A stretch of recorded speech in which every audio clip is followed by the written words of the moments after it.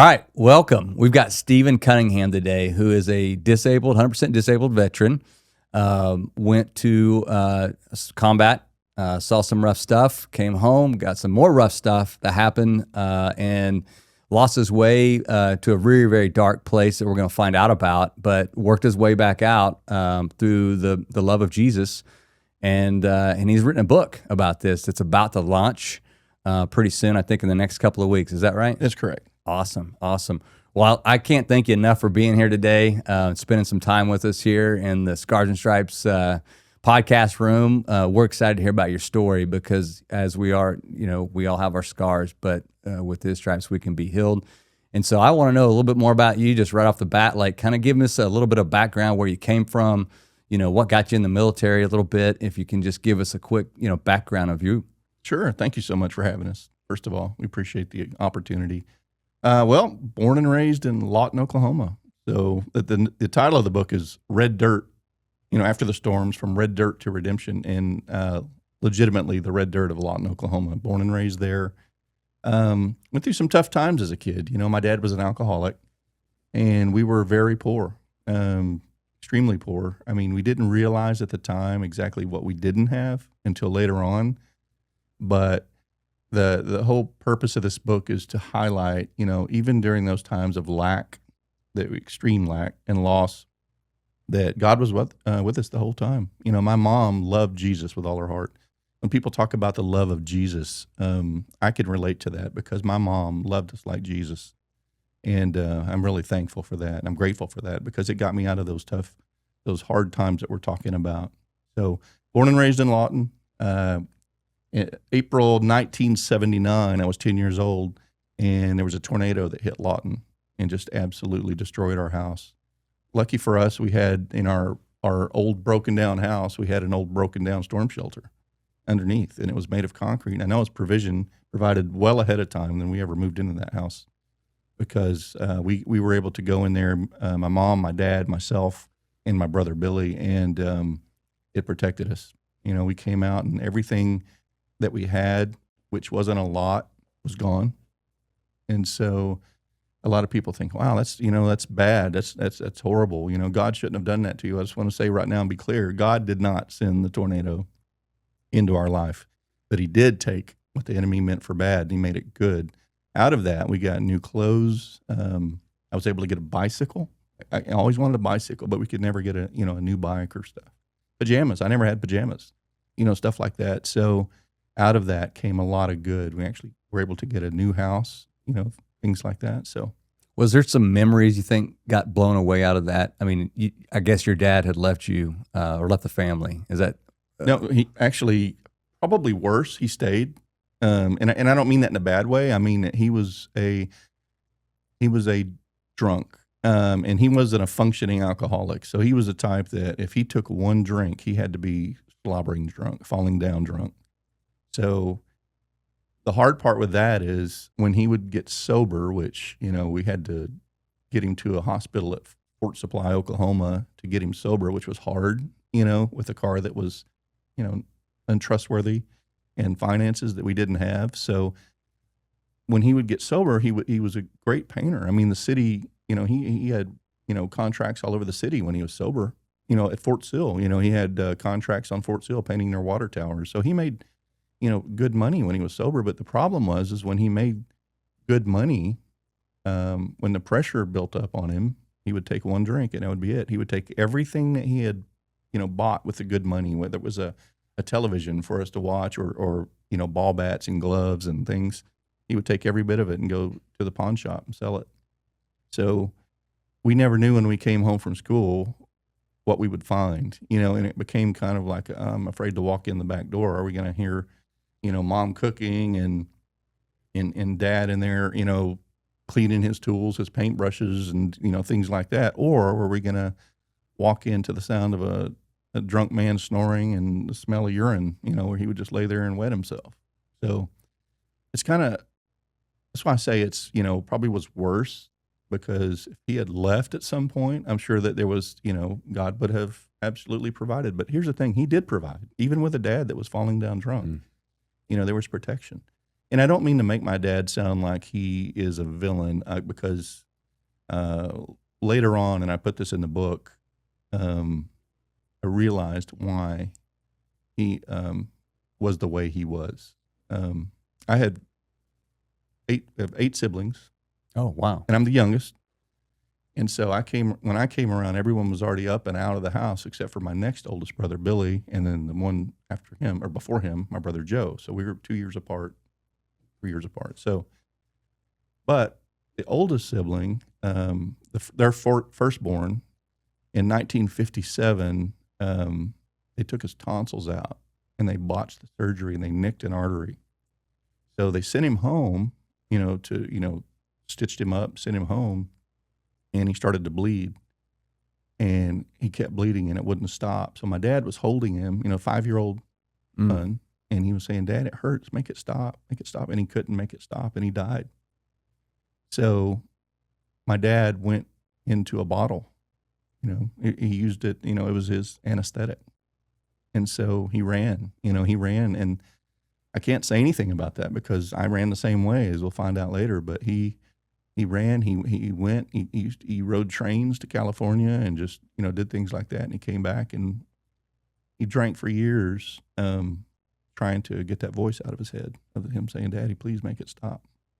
And he wasn't able to because he didn't turn to the Lord because he tried. I remember one time when we were kids going to church and my dad never went. He didn't feel worthy. He didn't feel like he was good enough to be in church. And my mom always had us in church. If our car wouldn't start, we would walk.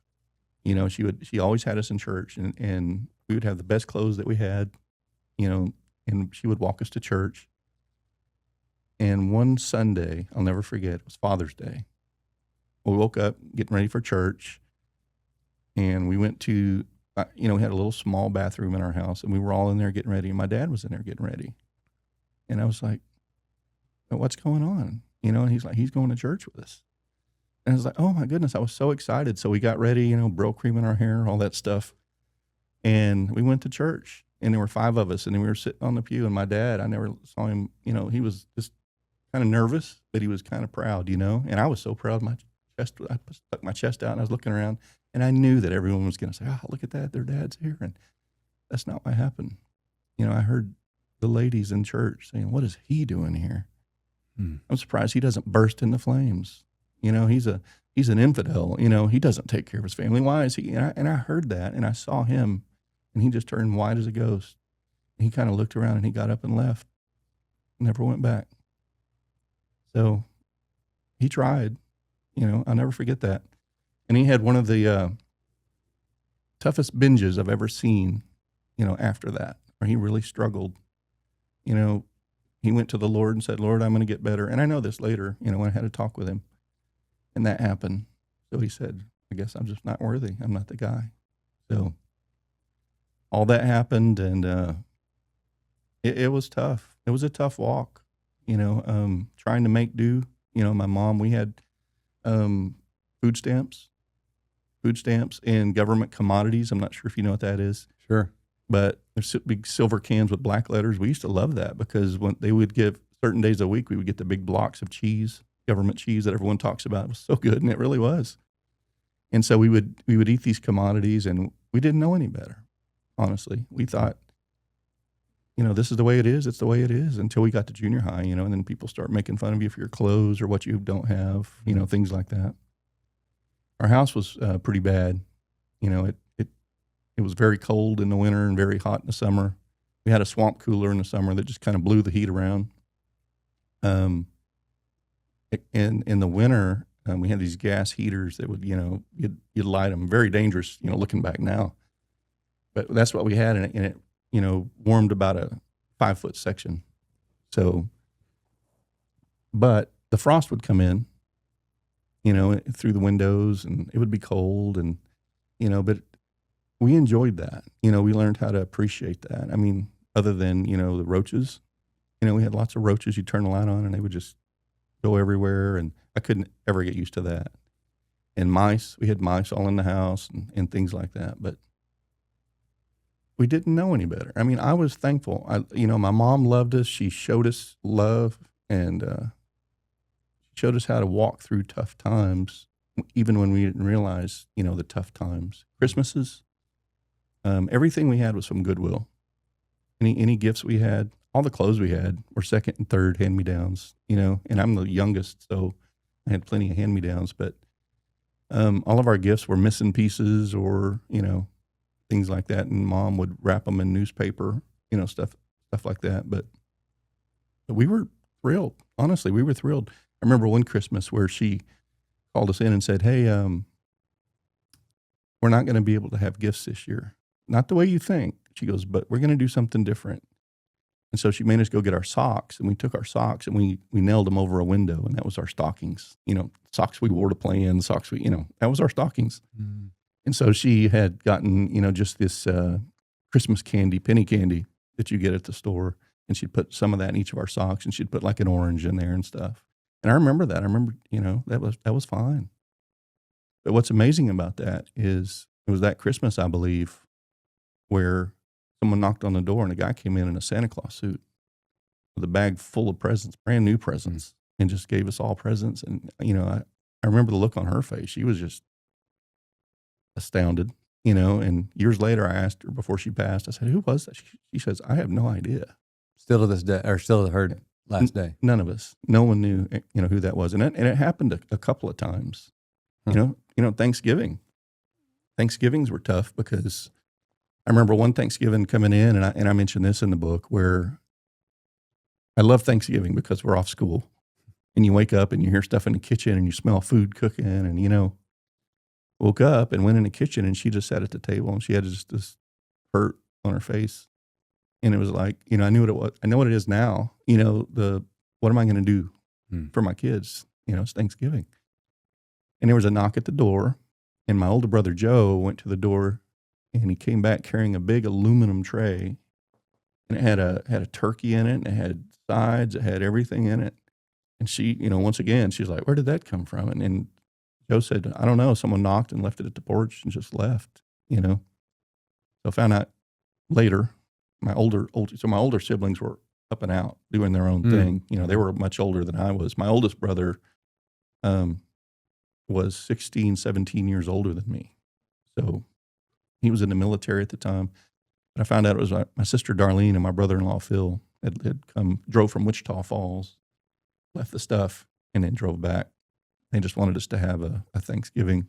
I'm curious about that. A couple of questions I have, just like as you're talking through. But number one, like kind of now looking back, I mean, we're kind of fast forward, but you're a pastor now. You started your own church. Yes. But looking back at those ladies that were disparaging towards your dad, what did that feel like as a kid? Because, I mean, as an atheist myself for 42 years, and now I've been chasing for the last 10 years fervently for Jesus, that was one of the things that just bothered me so much. It's like the hypocrisy of how people would treat other people. Now, I'm not saying I'm a saint. I'm not saying that I don't do enough. I mean, I don't know if you ever can do enough, but I certainly would never look at that and say, he's not worthy of being here. I would rejoice to say, oh my gosh, he's here.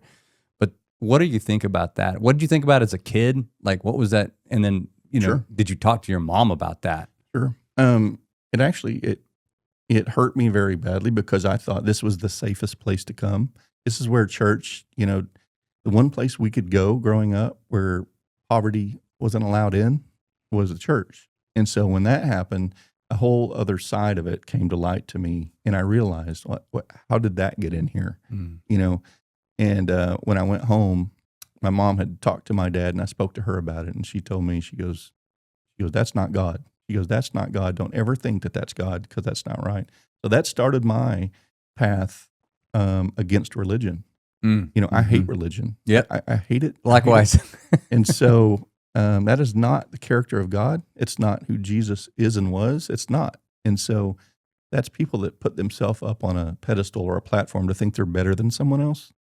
And so in our church, I mean, I'm very vocal about that, in our sermons about, hey, let's reflect the light that's in us. Anyone can get kicked when they're down. We don't need to be doing that. So It really hurt. It did. And so I had a struggle with going back to church. And if my mom had not made me, I might not have. And then I kind of wandered through my teenage years. I went to some friends' churches who were, we grew up Pentecostal. I mean, screaming, yelling, rolling down the aisles. Holy Spirit, speaking in tongues. Yeah, which is fine. I mean, it's real. And I witnessed that. I learned that at 8 years old. I heard someone just go into town, yelling, screaming, speaking in what they were saying was tongues. And in my spirit, I had a check. And I didn't know it was my spirit. I didn't know it was a check, but I knew something wasn't right. So I asked my mom, I said, Mom, that's not right. And she looked at me and she said, yes. She goes, don't you ever forget that. And I said, okay. And as soon as I said that to her, a lady in front of me was doing the same thing. And I had complete peace with it. There was no check. And I knew, I said, that's right. And she goes, yes. I said, listen to the Holy Spirit. He'll guide you. He'll discern those things. And so that's where I had my first lesson in that. So, what do you think about speaking in tongues? Because that's something I've struggled over a little bit. Sure. I think it's happened to me once, and I didn't even know it was happening. Okay. I mean, I literally was by myself. I could tell you what I was doing. I was kind of awake to the fact of how many kids are abused and trafficked and sexually. And I listened to some investigators talk about what they've seen, what's the worst they've seen.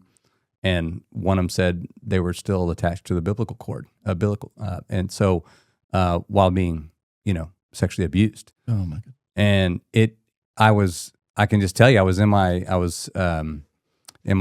movie room, theater room, whatever. It's dark, and I was just praying, and God, please take that pain away from them. Don't let them feel that.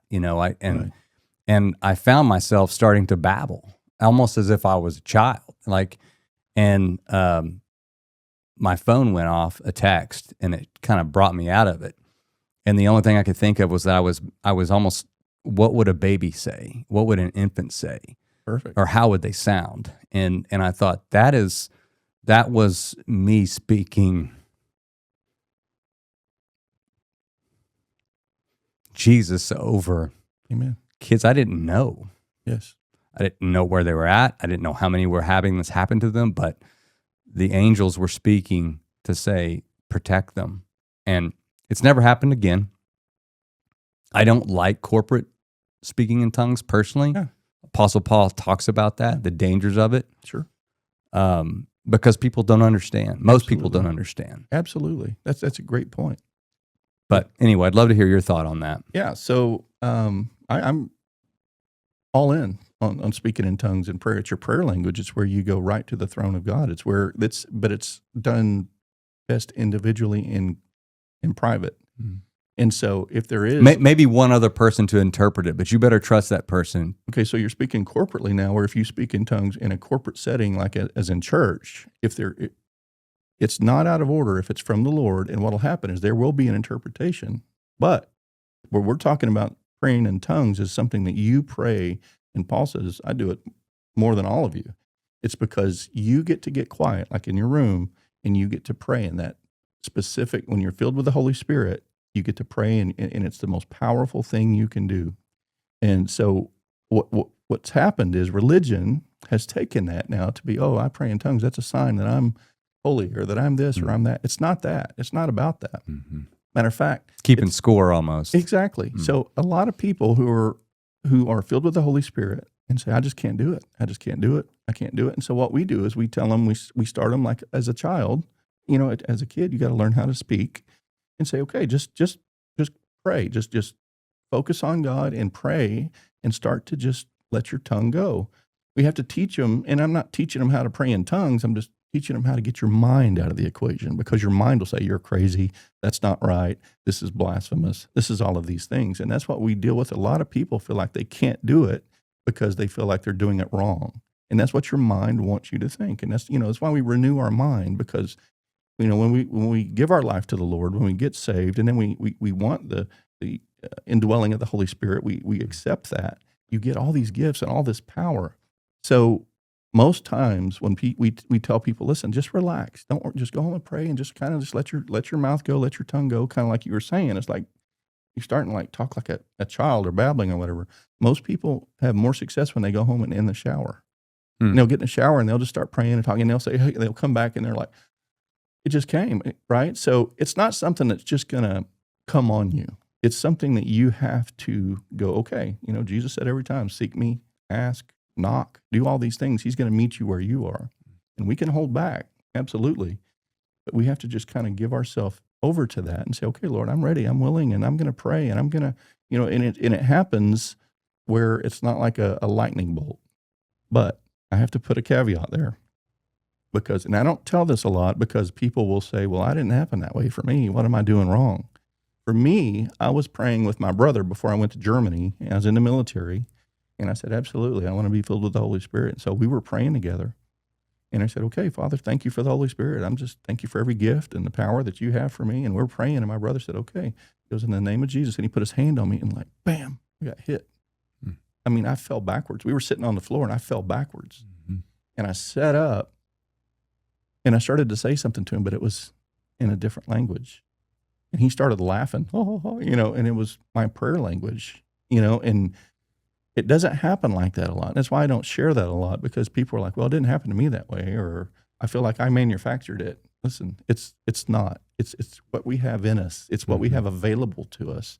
But we have to kind of step out on that because our mind will go completely against it. And I will tell you what, and you go into intercessory prayer for others. You're praying for these children that you were thinking about. And that's exactly what that was. You were speaking life over them and not death. So I would say just it's real, and we've experienced it. The same thing with being slain in the Spirit.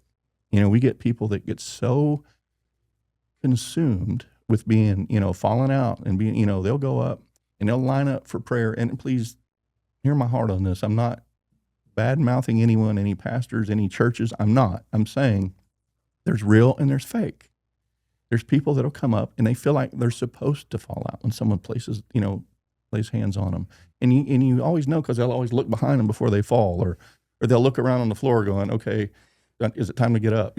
I like that, Steve. That's really funny when you said they look behind them to see Exactly, if they're going to land. I'm telling you, I have been slain in the Spirit, and I was out.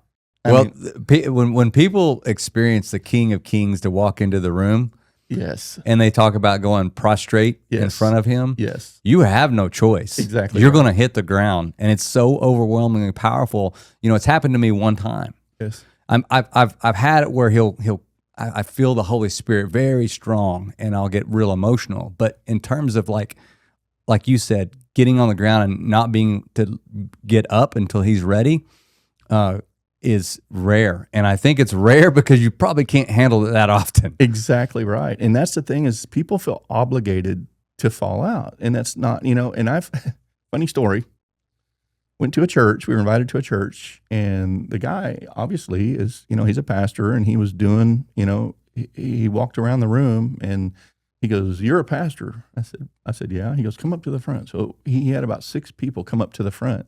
And so he went through and he said, "I want to pray for all of you." And I'm like, "Okay, that's fine." And so he goes through and he's laying hands on people, and they're falling out. And he comes up and lays hands on me, and I'm just sitting there praying. I don't fall out.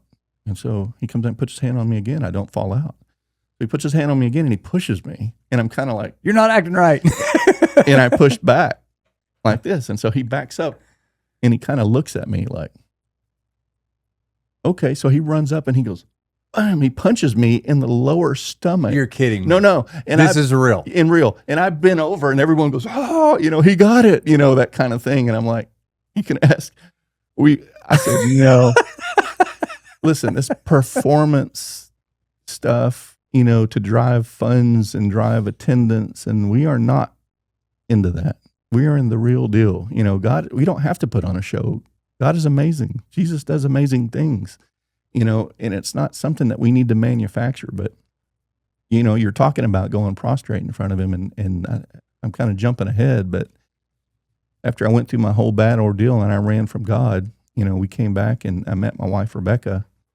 I don't know if you know who Andrew Womack is, but he's just an amazing, I would look into some of his stuff, but he kind of answered a lot of questions I had after running from God. He has a show called The Gospel Truth, and I started watching that, This is after everything I'd been through. My wife had died from cancer. I had just been horribly upset with the Lord, and he found me in a big way, and we'll talk about that. But so Andrew Womack was on TV, and he's just got, and I'm not being mean, he was plain as dirt, just a country accent, just talking, and he was answering the questions that I had been asking God about the whole time. Exact questions about speaking in tongues and if it's just supposed to happen and why has it happened to me, answering all these things. And so I started watching him. I was like, man, this is really, and it was motivating me. And I met my wife, Rebecca, and one day she goes on vacation and goes, hey, you need to turn it on channel 25. And I'm like, okay. So I turn it on 25 and it's Andrew Womack. I'm like, oh yeah. I said, I love this guy. I said, you ever watch him? And she goes, yeah. She goes, that's my uncle. And I'm like, are you kidding me? God, like, what are you doing? What's going on here? And so it turned out he has a Bible college all over the world, Charis Bible College, and I wanted to go. I wanted to go to Bible college, and we got together, and we were going to move and do all this, and they opened one in Oklahoma City. So getting back to where your journey is, thanks for, it's fun talking with somebody that's been involved in some of those things that you bring snakes out. And I know that's not Pentecostal, but there are those folks that do it. And it's like, it's so funny to me because most people, when you involve religion, I guess religion started when the fig leaves came out, and man said, oh, no, we got to cover ourselves. It's right. Like, no, that's not how it's supposed to be. But okay, there was the first advent of religion then, but it's like, people make it so difficult, and it's so simple. Romans 10:9 is maybe too simple, but it's not. It's that justification and your sanctification process the rest of your life.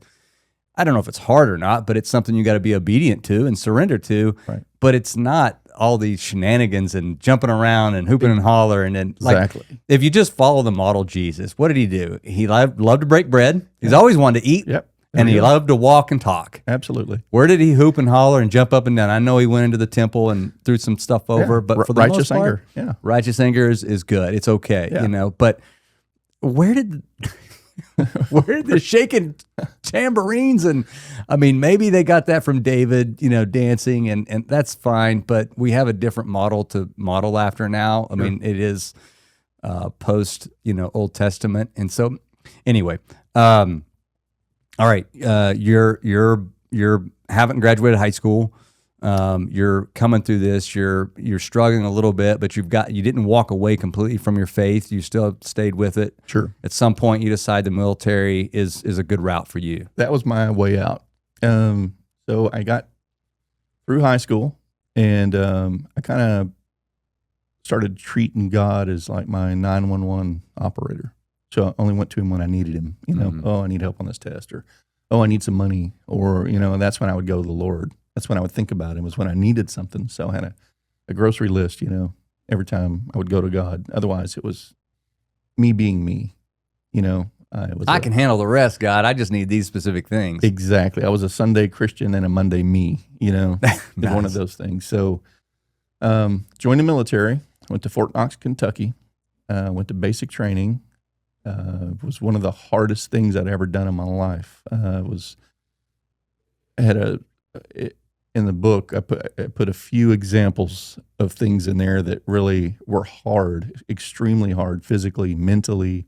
I was in great shape, being poor. You ran everywhere, you walked everywhere, you played sports. Thank the Lord that sports in Lawton, Oklahoma, in elementary school were free. Otherwise, we wouldn't been able to do them if we had to pay any money.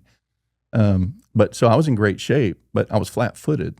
And so you're supposed to go through a physical going in the military where they look, and if you're flat-footed, they won't let you in. But I remember thinking, all right, I got to get past this somehow. So I remember standing, there's like 50 guys in a room and one doctor walking around. He didn't even look at my feet. So he walked by and he passed me. I'm like, oh, great. That's awesome. I made it. And 2 weeks later, I'm saying, why did I do this? I'm dying. Because now we're running, 5-10 miles in boots, and I don't know if you've ever had shin splints, but it's like knives. Ooh. Oh, it's like knives in my legs. So I was doing everything twice as hard as everyone else. Mm-hmm. And I was thinking, I wanted to quit so bad, but there was nothing going to let me quit unless they carried me out. And then Fort Knox is famous for 3 hills called Agony, Misery, and Heartbreak. They're very, very steep hills. And so they would have us run PT, and we'd run up these hills and then down these hills, and they would turn us around and run back up the hills, and your legs are just on fire. And my flat feet, were horrible. And then we would road march, 50, 60 pounds, and we'd road march, and they'd take us up and down those hills and all of those things. So but I had a tough time in basic training, but I learned a lot of things, how to deal with people from different places. We had one guy that was so proud. He was so proud. He was a New Yorican, and I've never heard that in my life. He was a Puerto Rican from New York, and he was dumb as a box of rocks. And so we got in trouble for everything he did. Everything he did, we had to do push-ups. And it wasn't just push-ups. It was the drill sergeants would say gas. And whenever they said gas, we had to pull our protective masks out and put our protective masks on with 2 filters. So it's hard enough when you're breathing to try to breathe through those filters. And so they would thrash us in our protective masks, and make us do push-ups and hill climbers and dying cockroach and all these, anything they could think of. So one day I said, you know what? I'm going to take Hernandez under my wing. I'm going to make sure he's squared away. And so we're not going to end up being punished for him. So got him ready to go out to formation. The drill sergeants come and they inspect you up and down and make sure everything's right. He was good to go. And so he went to the bathroom when I went out to formation. So we went out to formation, and I'm at the position of attention, which means you cannot look anywhere but straight ahead. You can't look left, right. You stand still. And I just heard the loudest scream I'd ever heard in my life. Private Hernandez. And I was like, oh. I said, I know I got him squared away. What's going on? Where is the arm to your glasses? And so apparently he had broken off his glasses arm. And so they said, go get it fixed. I don't care how, just get it fixed. And so sure enough, when he ran back in, we all had to get in a push-up position, front-leaning rest, and with protective masks on. And we sat there for 20 minutes waiting for him to come out. And we're just sweating and our arms are shaking. And he finally comes out, and a nuclear bomb went off, I'm telling you. I mean, I heard every drill sergeant scream at the top of their lungs. And I did it. They had put us back at attention when he came out. I had to look. I mean, I had to look. I broke attention and I looked, and they had his glasses on the ground, and they were stomping his glasses to pieces on the ground while they were screaming at him. And I saw what the problem was. He went in, he put his arm back on his glasses, but he used a baby diaper pin with a big pink duck on it to hold the arm in place. And they just went ballistic. I mean, I don't know where he got it. I don't know why he had it. Exactly. But where in the world would you get that inside basic training? But when you're a scout, a cavalry scout, which is, in my opinion, one of the hardest jobs in the Army to do, and it's masculinity times 100 with these drill sergeants. I don't know where it came from, but we paid the price all night for that. I mean, we just got. How did he not wash out? If you're a cavalry scout, that's what you're training to be. I thought basic training was just kind of for everybody, but they did segregate. No. They put you in your. Yes. So if you join to be a scout, you go to what's called one station unit training, or OSUT, which means everyone else that joins the Army, and maybe not the infantry. I'm sure they had their OSUT, but everyone else goes to basic training somewhere for 8 weeks. They graduate, and then they go to where their AIT is, their advanced individual training, and they go learn their job. Okay, so you were doing your MOS at this point. So for us, we didn't have it that way. It was basic training, AIT, everything rolled into one. So for 16 weeks, you're under drill sergeants getting screamed and yelled at, and you have to learn all these weapon systems and identify over 150 different vehicles and aircraft, and it's really tough. It was really hard. So after that, he washed out. We lost about 10 or 12 guys, that wanted to be scouts, but they just couldn't do it. And I understand. I'm not saying I was better than anybody. I'm just saying I wasn't going to quit. I wasn't going to do that. So luckily, my oldest brother, Jackie, had been in the military, and my next oldest brother to him, Mike, had been in the military. And they told me, said, listen, here's 2 things. Do not volunteer for anything and just blend in. Just stay in the middle of the crowd. And he said, you'll stay out of trouble. And I did that perfectly until one day we're in formation. And one of my best kept secrets in my life is my middle name is Elvis. So one day they're going through and we're in formation, and I hear a drill sergeant just as loud as he can go, oh my goodness, we have a celebrity in our midst today. 120 soldiers standing there, 12 drill sergeants. We have Elvis Presley in our battalion. I was like, oh, how did they You knew find exactly out? as soon as you heard it. And they said, Private Elvis, come up front. And so I had to run up to the front, and they made everyone drop and do push-ups while I danced like Elvis Presley. For no reason, just to get in your head. They said, Private Elvis, from this day forward, you're going to be my hunk of burning love. And I was like, oh. So I really, that's where I went back to the Lord. Lord, I need help here. And so from then on, they Private Elvis, come, you do this. Private Elvis, do that. So my secret was out, and I caught it for that. For the rest of the time in basic training, I was Private Elvis. So that I guess is endearing at some level, but then also like, I almost made it. Exactly. I tried to blend. I really did. But so how did you graduate? Did you with honors or how? Yeah. So, being a scout is an amazing thing. Of course, in the military, we kind of rib each other, oh, you're infantry, go walk. You're a tank, clank, clank, I'm a tank, but a scout is it's like a hybrid of infantry and armor, because as a scout, you can be on a helicopter, you can be dismounted on your feet, you can be on a motorcycle, you could be in a Humvee, you could be on a Bradley fighting vehicle, which I was on in Iraq. So there's all these different platforms as a scout, because what you do as a scout, you go forward and you find the enemy. You alert the rest of the element, what's out in front. So you're not supposed to be seen, you're not supposed to be heard. And if you engage the enemy, you're not supposed to overwhelm the enemy. You're supposed to fix the enemy, which means you're supposed to hold them until if we encounter an armor battalion, we call up our tanks. If we're, it's a infantry that we run into, we fix them and we call in, a larger infantry unit to come in and we hand off the battle. Our job is to go out front, to stay out front. So it's an amazing thing. It's with a long lineage, a long history. Obviously George Custer was a scout, and Ronald Reagan was a scout, and Wild Bill Hickok, and all these people. So it's a very unique thing where you get to wear a Stetson and spurs in your uniform, but you have to earn them. When you graduate, you get the Stetson. Mm-hmm. Spurs you have to earn in combat, or now they have what's called a spur ride, where you do this, this course, you go through and do all of these things, and they'll allow you to get your spurs. But originally, it was just in combat. You earned your spurs. Unless you were in combat, you couldn't get those, right? Or active theater somewhere, right?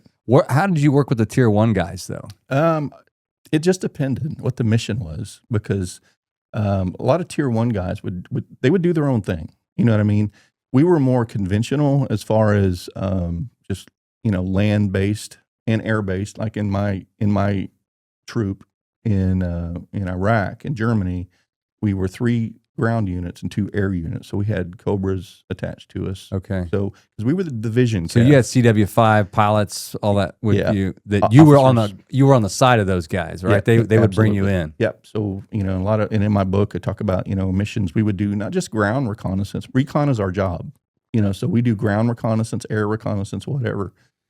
One of the first missions on Iraq was we had to do an aerial reconnaissance, and that's where in my book where they opened fire on us, and it looks like fireflies flying around, and it's just crazy. But and I was on a Bradley fighting vehicle there, so it depends on the mission, because we could support anybody. But as a division cav unit, which means for the 3rd Armored Division that was in Germany, that was in Iraq, we were the cav unit, so we were ahead of the whole division. So that was pretty, it was an important job to make sure. You had probably a higher level of military strategery. Like, in other words, some of those guys are like, hey, you guys dig a ditch and don't ask me why. Exactly. But you were more.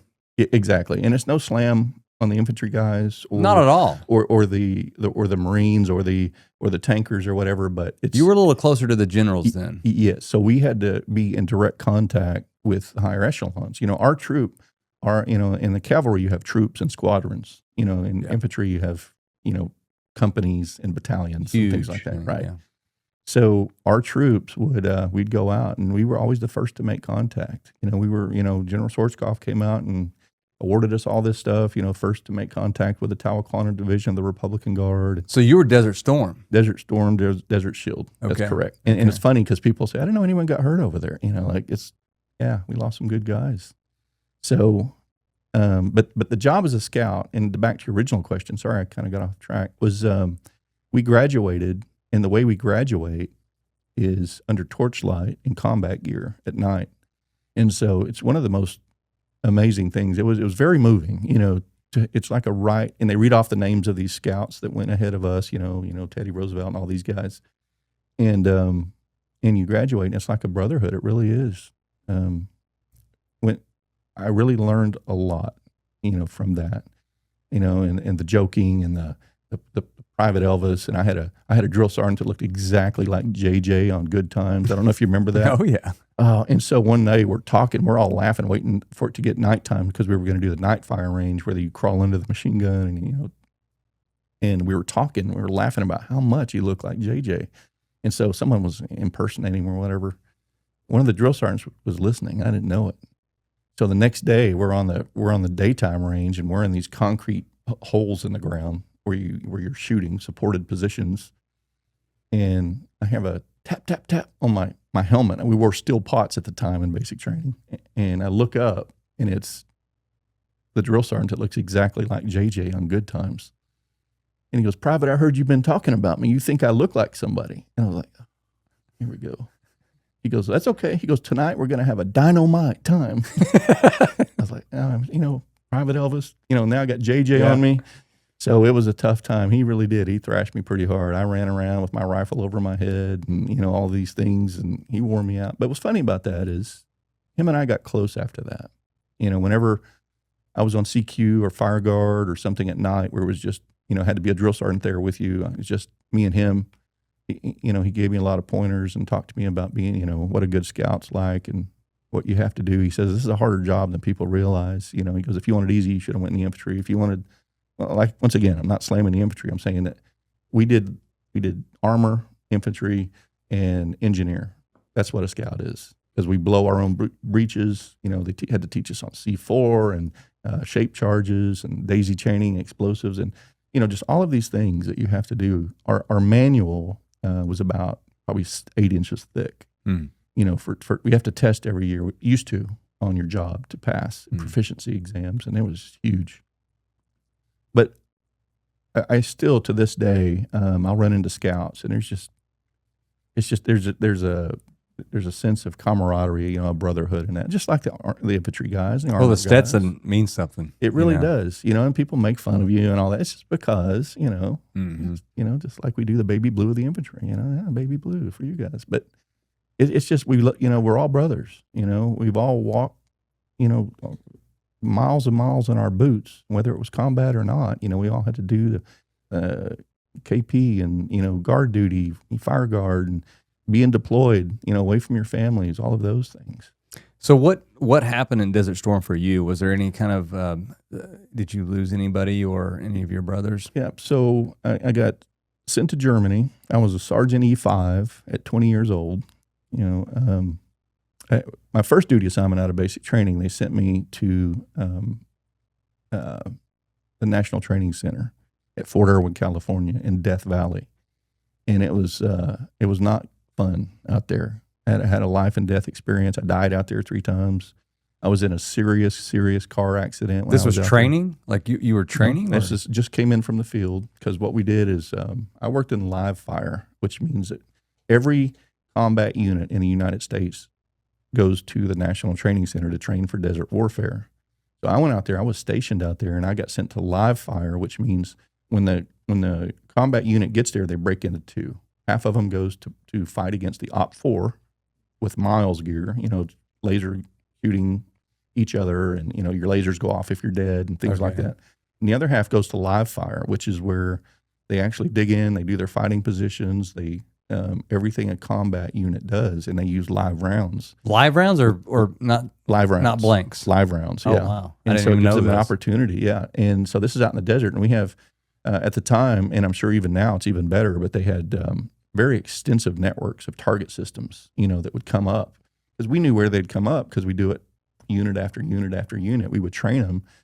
But people with live rounds, this is where the accidents happen. So they had me in an armored vehicle out there, which can't tell you how many times I got hit with live fire rounds and shrapnel, artillery, short rounds, so it was a good immersion for me into combat. But while we were there, I and this ties in with the Lord a lot because I had an opportunity. I had a friend, a really good friend, and her boyfriend who had come to me one night when we were off and wanted to talk about the Lord. She said, I was raised Catholic. We both were, her and her boyfriend, and said, we were raised Catholic, and I just don't know the Lord very well. And I said, I grew up in church, and I tried to tell as much as I could, but I had kind of, been tiptoeing the line, keeping him as an emergency operator the whole time. And I tried as best as I could to remember scripture, which I slaughtered, and just saying, hey, God loves you. He sees a real, and I did as much as I could. And I remember thinking, no, that's weird. Well, they left, and she died in a car accident. Oh my gosh. Yeah, and so that really, it really ate at me. I remember thinking, man, I wish I'd have paid more attention. I wish I'd known more. I wish I could have said more. That type of thing. I started kind of kicking myself in the butt, and I remember a voice telling me, "You're next." And I remember thinking, that's not good. That's not God. That can't be God. I batted that around, then I forgot about it. So sure enough, not too long after, I was driving with a friend from Fort Irwin's in the middle of the Death Valley. The closest town is Barstow, California, and it's a 45-minute drive through the desert to get there. And halfway through, there are these hills, these desert hills, just Joshua trees out and just sand. And my friend's driving, and he tries to pass a car going up a hill over 100 miles an hour. It's night, it's cold, and we flip in the vehicle. He loses traction, and the vehicle flips 7 times, end over end. And it goes, because it's going downhill, the other side of the hill. The momentum of it. Yeah. Yes, and it rolls down a ravine and just destroys the truck. The driver was holding on to the steering wheel, and he got a bruised elbow. Yeah. That's it. That's it. Me, on the other hand, I'm halfway in and halfway out of the window when I come to, and I'm not sure where I am, and I kind of crawl out as far as I could, and I collapse, or I couldn't crawl any further. My stomach hurts so bad. I mean, it was like just searing pain in my stomach. And I'd hit my head on the dashboard, so I've got blood all in my eyes, running down in my mouth, and I'm laying there, and I see my friend walking around, and he's going, look at my truck. Look at my truck. I can't believe my truck. And I'm sitting there, I'm trying to call out to him. I can't speak. I can't say anything. And he finally sees me, and he goes, are you okay? And I can't say anything. And I smell this smell I'll never forget. And I had hit my head so hard on the dash, it had cut my eyebrow. The smell, it was sour, and and I was trying to place it. I could not place the smell. Well, I found out later, it's, when we flipped and hit the front of the truck, the battery exploded. And there was acid just all over me and all over my clothes and all over. And that's what I was smelling. But I went in and out. I kept going in and out. And we were on a desert road. And if people driving by didn't see the dust cloud or our lights as we were flipping, no one would have known because we rolled down and off the road out of sight. Well, when I came to, there were like 10 people standing around me. And they were like, hey, we need to get some blankets or get some coats, put your coats on him. And they were trying to talk to me, but I couldn't talk.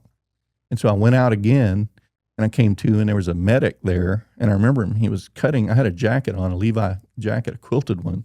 I had just got that, and I loved it. It kept me warm, and he was cutting up the sleeve with these EMT shears. I'll never forget that. And I was trying to say, hey, don't cut it, just take it off, But he was cutting up my sleeve. And I passed out again, and I came to, and they were running with me on a spine board up the side of the hill, and it hurt so bad. And he said, his blood pressure's 80/60. We need to hurry. And I was like, I couldn't think. My mind, I'd hit my head so hard. I was like, is that good or bad? 80/60. And then I woke up again in the last time in the ambulance, and I remember the driver yelling bumps, and they were trying to hold me down, and I hit bumps, and it hurt so bad I passed out again. But apparently during the surgery, I had perforated my intestine, and it was bleeding out and into my abdominal cavity. And apparently my heart stopped 3 times during surgery. So, but there was a surgeon. Fort Irwin was small. It was just a small base, and they had just got a surgeon, just happened to be there, and he saved my life. Yeah, he saved my life. And they went in and cleaned up all the mess in there, which would, easily would have been septic. So what I'm trying to track here a little bit because I know like that had to be, hey, Steven, I'm here. You know, Yeah. There's a reason you're still alive. I have reason for you to be alive. Did you feel the presence of God? And then if you did feel the presence of God, that I don't know how much more, like what happened for you to come home and then completely walk away from Sure. God? Yeah, absolutely. I like I say, he was my 911 operator. You know what I mean? And when I came to, at the time there were no cell phones. My brother Billy had called, and at the time you would call and leave messages with the CQ at your barracks that you lived in because we didn't have phones in the barracks or cell phones. And he said, I had a dream, and you were on the side of the road in the desert, and an angel picked you up and carried you to safety. I didn't know that until after I got out of the hospital because I went to check my notes when I got back, my messages. And sure enough, he didn't know I was in an accident. No one knew at home. It was just crazy. So after that, I kind of started thinking, I was like, Lord, I said, am I here for a reason, or am I just, am I biding time? Am I the luckiest? Everyone told me, oh, you're so lucky. You're the luckiest guy in the world to have that surgeon there when he's normally not there, that kind of thing. Mm-hmm. So it really got me thinking. And then I ended up re-enlisting there because I was making rank kind of fast. This gets me back to Germany. Went back to Lawton, Fort Sill. I was stationed there for a year. They let me, because I re-enlisted, they let me go back to my hometown. And they had one infantry battalion on post, which had one scout platoon. And so I was one of 8 scouts on post that teaches young officers how to call for fire, how to check fire, and how to do basic, stuff they needed to do. Because they're artillery officers. They don't do that a lot, but they do call for fire, which what scouts have to have that down to an art. So did that, got married, ran into my old high school friend. We had hung out, junior high, high school. We ended up seeing each other, got married, and had my first son who was born there, which was neat because I always wanted a son so I could treat him better than I had. I wanted to be a better dad, and I always wanted that. And so he was born, and then 3 months after he was born, I got orders for Germany, to go to Germany. And that's where I went to, and it was in the 4th Squadron, 7th Cavalry, Custer's unit. I was like, oh, look at this lineage, So got there, and as soon as I got there, they told us that we were on alert to go to the Middle East. So, having a son 3 months old, taking the whole family to Germany and then spending a little bit of time in Germany, just a couple of months. I loved Germany. Loved it. About 3 feet of snow there at the time, and got settled into the, when you in process a new unit, it takes some time. I didn't know anybody. I was brand new there. Had another soldier in processing there in my same unit who was in my unit, and he was a PFC, E3, and I was a sergeant. So they kind of stuck him with me. They said, hey, you two in process together, and then, get squared away. His name was Charles Scott Walker from Georgia. And he was a good kid, really good kid. I liked him a lot. Super, super kid. But so we in process together, and I was going to be on a Bradley fighting vehicle, and I had never been on one. Never at that point. So I spent most of my time in processing trying to learn the weapon system, on a Bradley, because it's a whole different thing. It's its own weapon system with a 25 millimeter chain gun. It has a tow launcher, 7.62 coaxial machine gun. You have to learn how to operate those things. And we were getting ready to go. We were told we were deploying to the Middle East. So the commander, a guy named Jeff Hicks, troop commander from Texas, but he was in Germany, stationed there. And what's funny, what's ironic about that is he lives 5 miles from me right now. We were able to reconnect. Yeah. But he said, all right, we don't have a lot of time to train you up, so you're going to be our senior dismounted scout. So anytime we do dismounted reconnaissance patrols, you take them out, you do that, which you do a lot. You start your armored vehicles make a lot of noise. So if you're trying to sneak and peek as a scout, you have to do it dismounted or, quietly. So that's why we do dismounted patrols. So I was the senior dismount, and they had assigned me to a Bradley. And I had Walker with me. They put me on the same Bradley.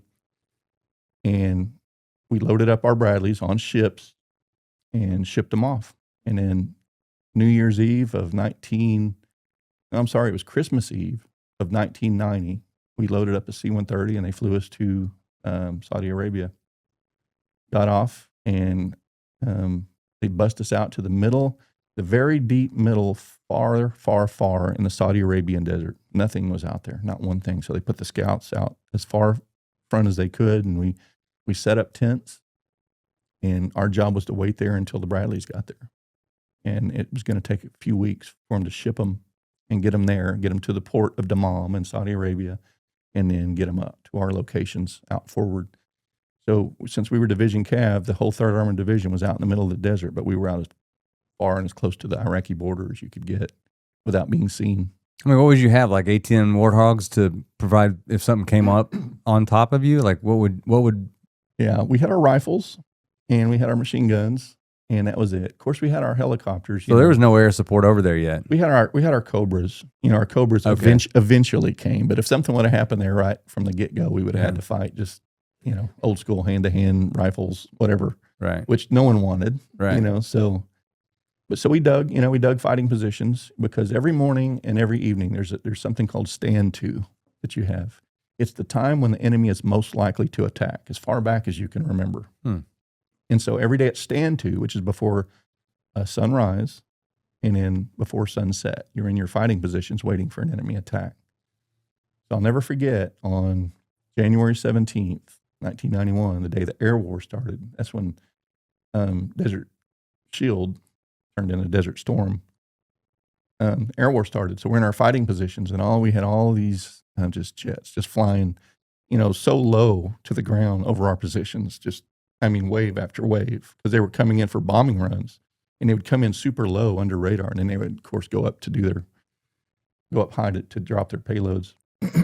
But that's the day the air war started, and that's the day we got our first mission. And, you know, that's when they called us to do an aerial reconnaissance up to the border, up to the Iraqi border, and then up to Tapline Road. So we had to find a route that would help our Bradleys get from the port to where we were, so there would be no log jams or they would get stuck or anything like that.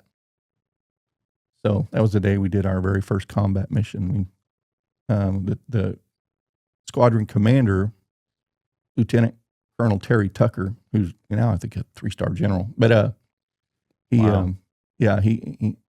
called us to his vehicle and said, "Hey, I want you to pick 2 scouts, and I want you guys to go up." He goes, "I got a helicopter coming for you." He goes, "I want you to do this reconnaissance." And so, you know, long story short, helicopter showed up, me, Walker, and a good friend of mine, another scout named Nelson, Gary Nielsen. He was a E4. We got in this helicopter, and the pilots wanted to see more than just, you know, the Tapline Road where the Bradleys were going to come down. So they took us to the border, up to the Iraqi border, and we were actually able to look down, and we'd see the suicide tanks there, the tanks that the Iraqi army had taken the tracks off so they couldn't run. So they were just kind of set there at the border. And as we're looking, the pilots started pulling these lead shields up next to them. And I was like, I wonder if they think it's going to get crazy or what. So sure enough, all of a sudden these tracers start coming up at the helicopter. And I told my scouts, I said, "You need to take your flak vests and sit on them, because I'd rather, you know, have some kind of protection." And so we did that. And as the helicopter banked, they pulled away as quickly as they could, and we went back on our mission. But that was the first mission for us on that. But ultimately what happened is, when the ground war started, you know, they kept moving us forward before the ground war started. And since we were the Division Cav, we were there. We were like within spitting distance of the border, Iraqi border. So on G-Day, when the ground war started, you know, before sunrise, we took off. We went through the border, and we just, you know, our mission was to go and not stop, just keep going until we make contact. So we would alert the rest of the division about enemy contact. And so we did. And there's a couple different ways that we do what's called a screen. So we line up like ducks in a row, one behind the other, and that's called a flank moving screen. So we're guarding the side of the unit. And then there's, you know, we have what's called just a moving screen, where we get out in front and we're moving. And that's what happened. And then, you know, and I'll add this just because this is a supernatural element where we're moving, we're rolling, and the sky, all of a sudden, I saw the blackest, most purple, dark, ominous looking clouds. I had never seen it that dark and just ominous in my life.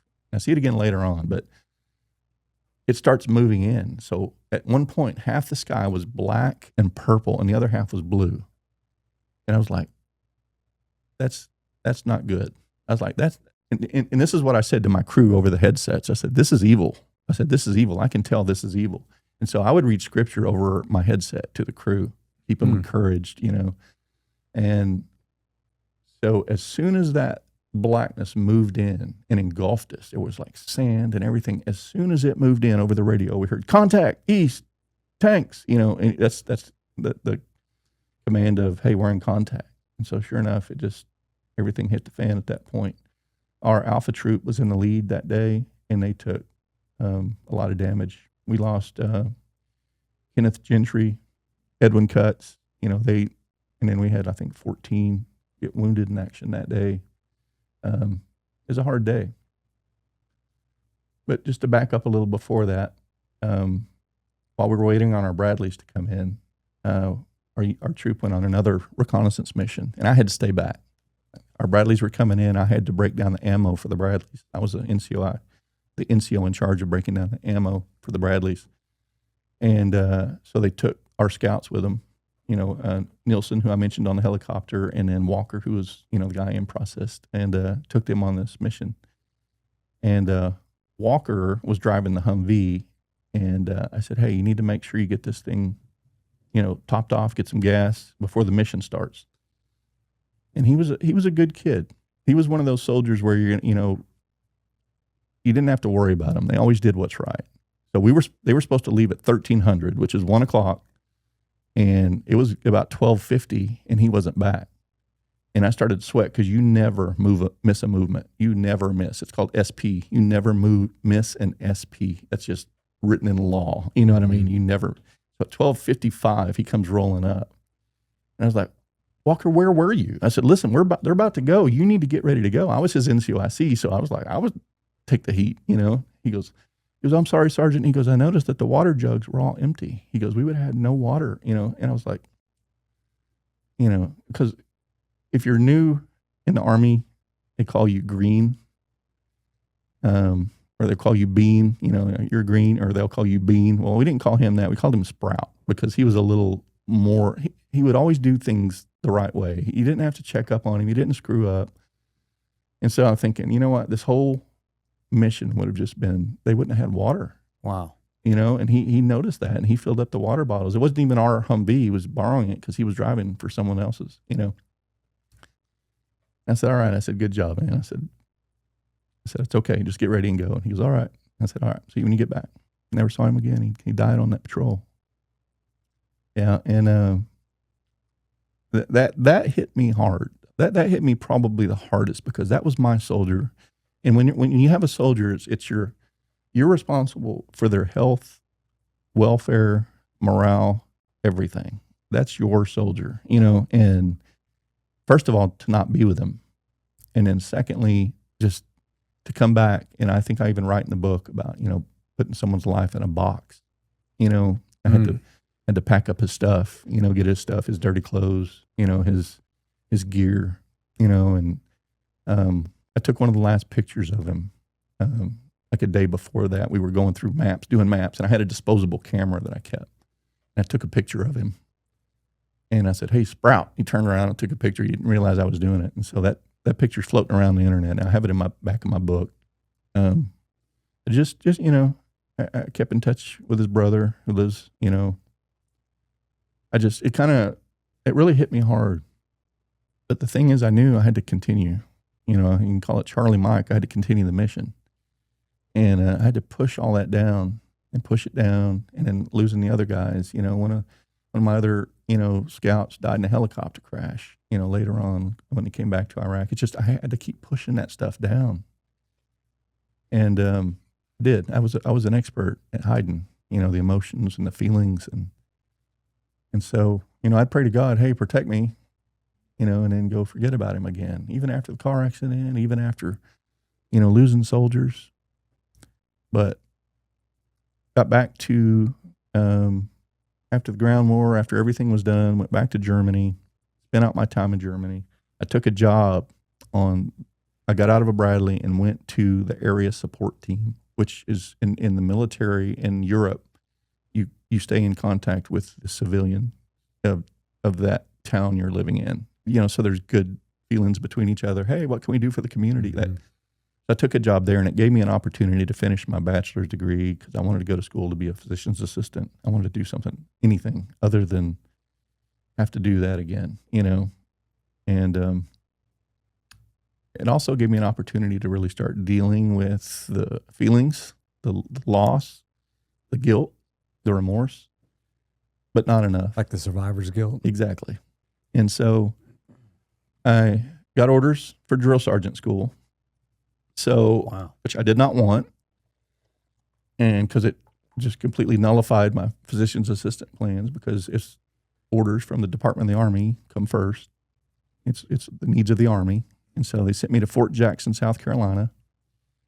And it was the worst thing that ever happened to me. I got there. It was a dog and pony show. I'm not sure if you know what that is. Everything's about looks. Sure. Not about depth. And so as I was going through... They also call it a measuring contest, if anyone knows what that is. Exactly right. Yes. So what happened there is I was going through drill sergeant school. So it was a test battalion that I was in, which they had males and females in the same barracks. Hmm. And was this something new? Yes, it was a test, and they were testing stress cards. I don't know if you've ever heard of those. Oh yeah, and stress rings, stress cards. It was so. And after coming out of combat, and after losing soldiers, I really wanted them to pay attention to detail. I was like, listen, it's the attention to detail that's going to save your life, And there was one trainee I'll never forget. And she was a female trainee, and she had the worst attitude. Wouldn't make her bunk. Wouldn't do these things. I was on her all the time about, you need to get this straight. So one day she's walking around and her dog tags are hanging out of her uniform. And I said, Private. And I went up and I grabbed the chain and I held it up in front of her face. I said, where are these supposed to be? In my uniform, drill sergeant. Dude couldn't give a care less. So I was like, and everything was so political. I mean, your hands were tied. So later that day, I get summoned to the brigade commander's office, which is a full bird colonel. And I'm supposed to bring my chain of command with me. So I do. I bring my chain of command with me. And I get called on the carpet of this colonel. I'm in his position of attention. And he gets probably the worst butt chewing I've ever had since basic training. And apparently there was a captain in there with him. And apparently he was the brigade chaplain. So this trainee went to the brigade chaplain and said that I choked her with her dog tags. And now she's emotionally and physically injured. So she can't perform her duties as a trainee because she's so injured. And I didn't even get a chance to tell my side of what happened. They laid into me and just chewed me out. And then so the colonel turned on my battalion commander, and the battalion commander said, well, he goes, I'm sorry, sir, we will not have subpar NCOs like this in our, we have zero record of trainee abuse in this, and we're going to continue, and I just realized at the time, subpar NCO. I had made the E7 list, and I had been in 7.5 years. I have no demerit. I had awards and all of these things, nothing in my record. And to be called that, I knew right then. I said, that's it. I'm out.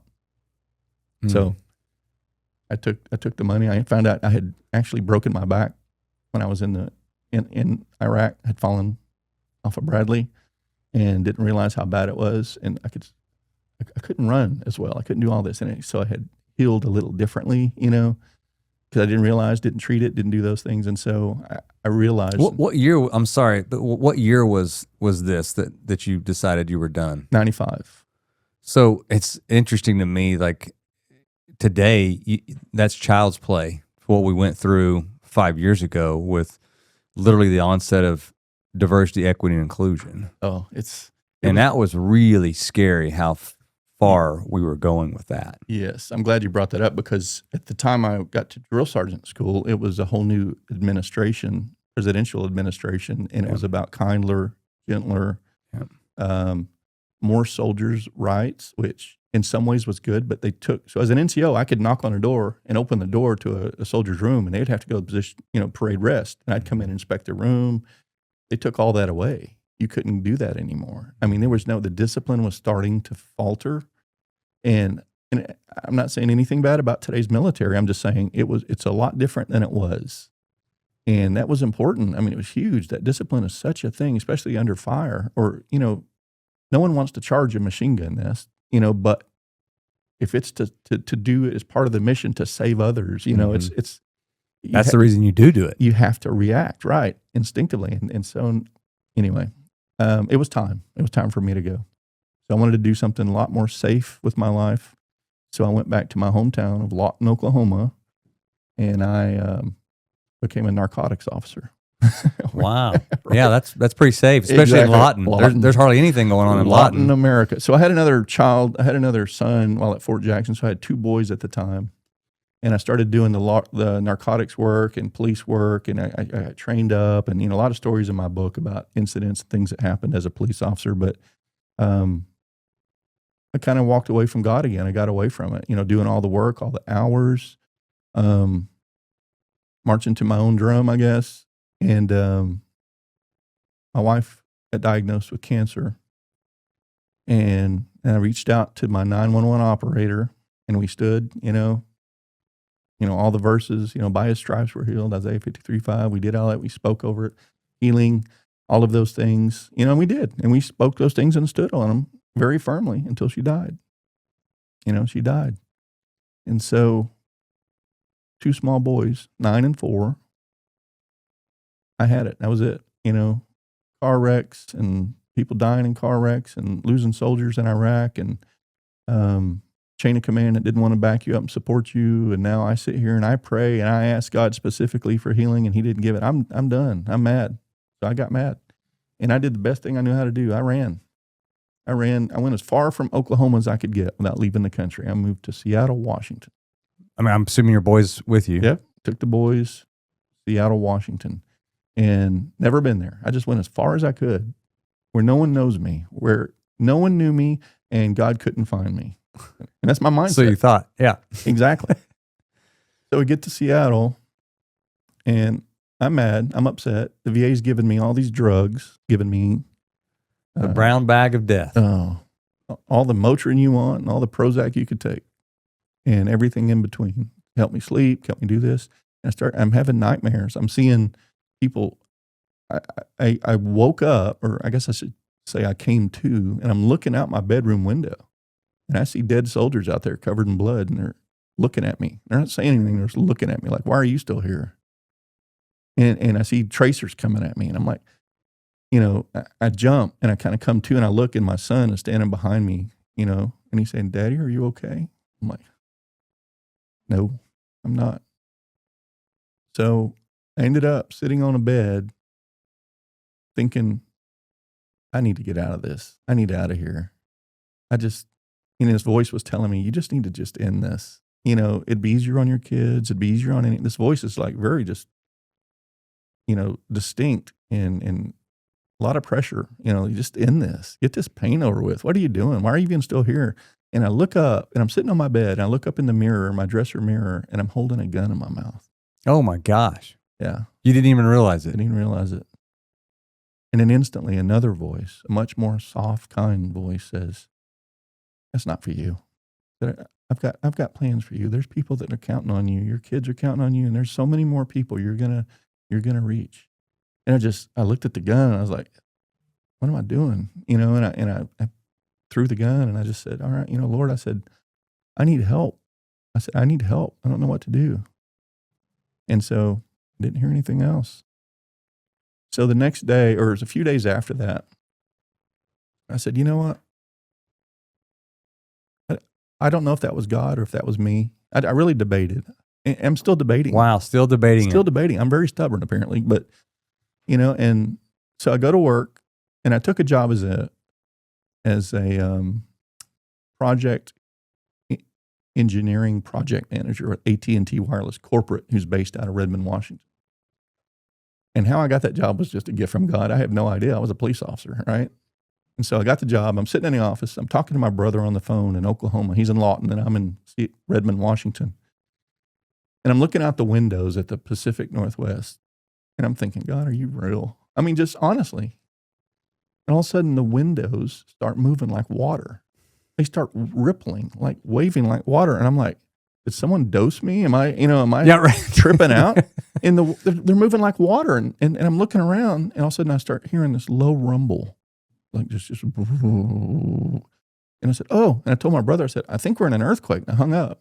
And sure enough, the people that are from there are well versed in earthquakes. They are all running to the door frames and hiding in door frames. I'm standing out in the middle looking around going, this is crazy.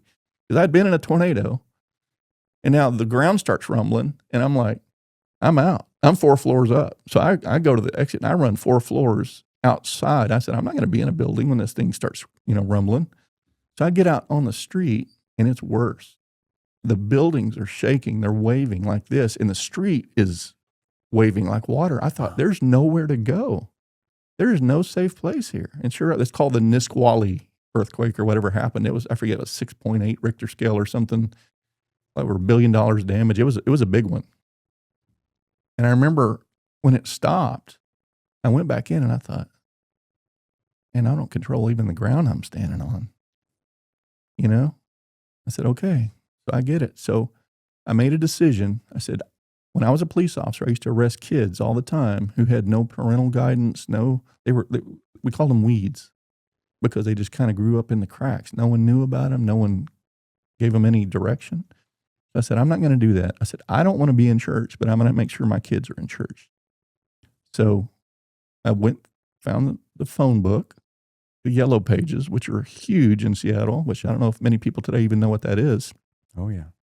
But I looked up a non-denominational church, and I found one.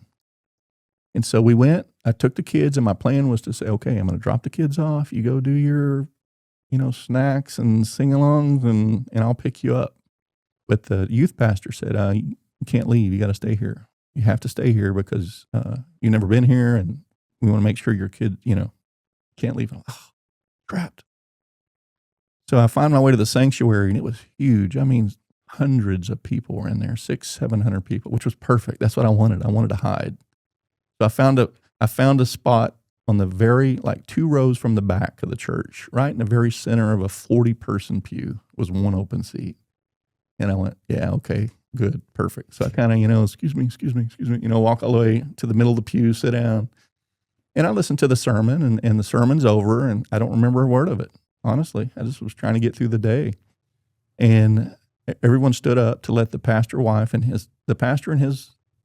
his wife were leaving, and he had a security team, which I thought was funny. He had security guys around him. As a police officer, I'm thinking, I wonder why he has security, So anyway, they come walking out, and they're walking out of this huge sanctuary, and they're leaving, and they walk by my pew, and he stops, and he backs up, and he looks down my row, and I was like, I know he's not that good just to know I'm brand new here and he wants to ask me for money, or that's my mindset at the time, and sure enough, he leaves. And so everyone starts filtering out. He didn't say anything? Didn't say anything.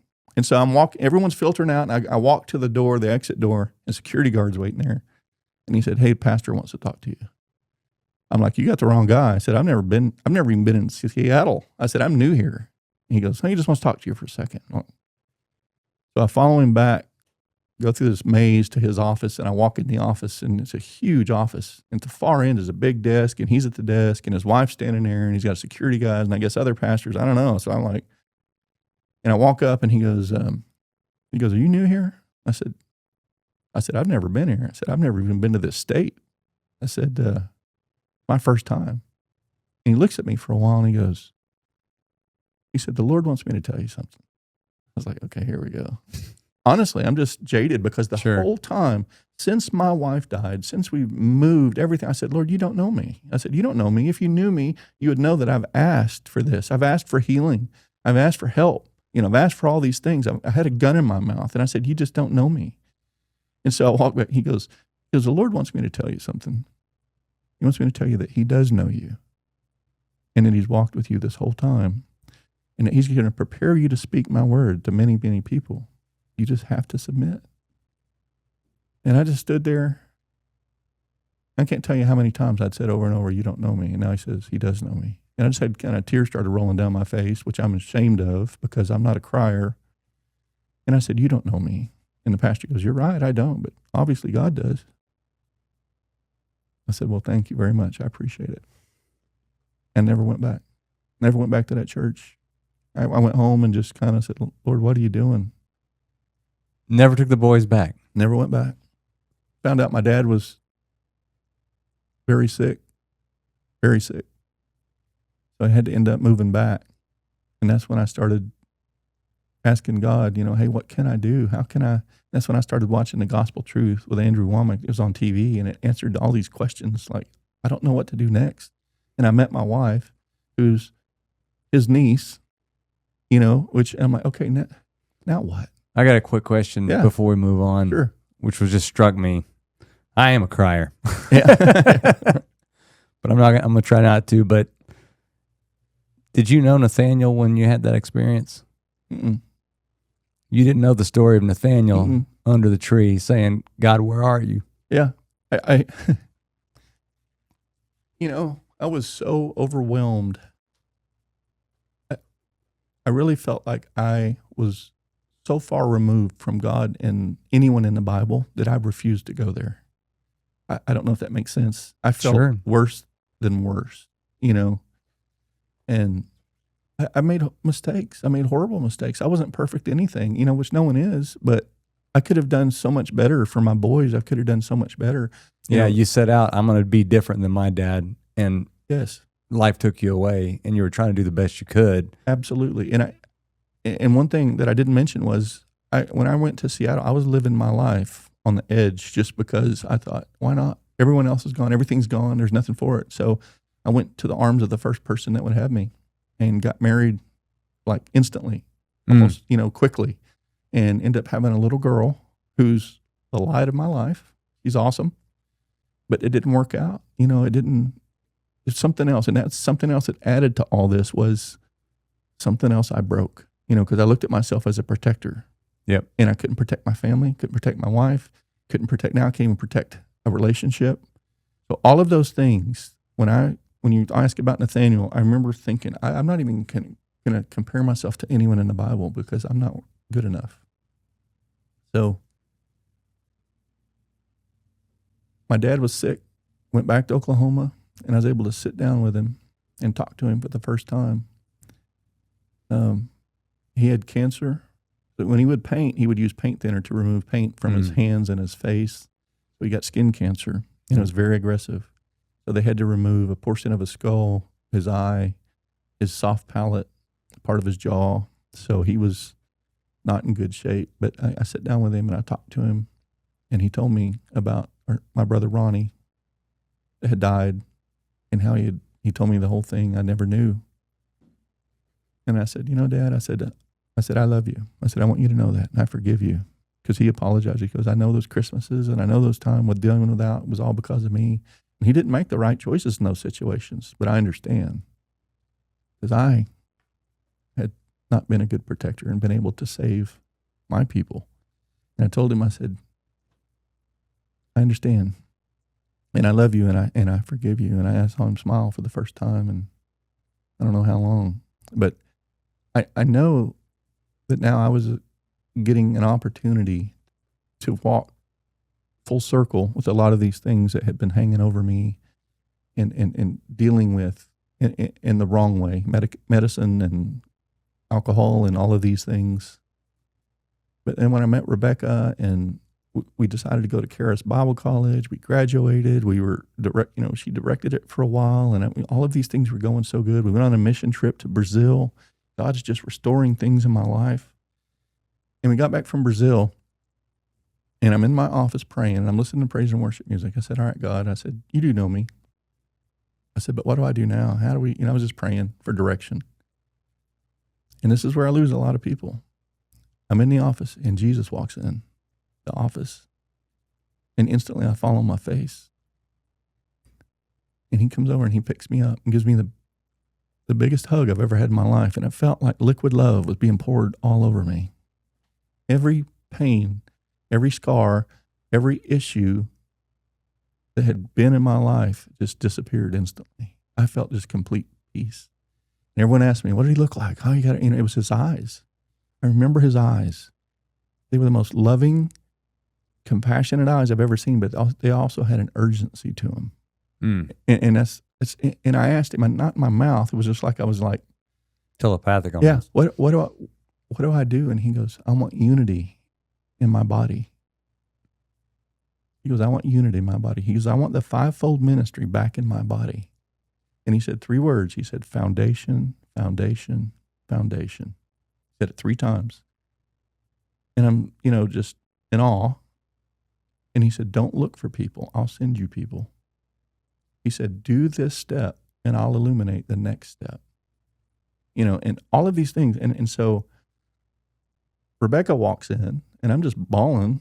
She goes, what happened to you? And I told her. And so I started writing all this stuff down and just, like unity in the body. And I started thinking just immediately. So we need to do something that helps unify the body, not, pull ours aside and forget about them.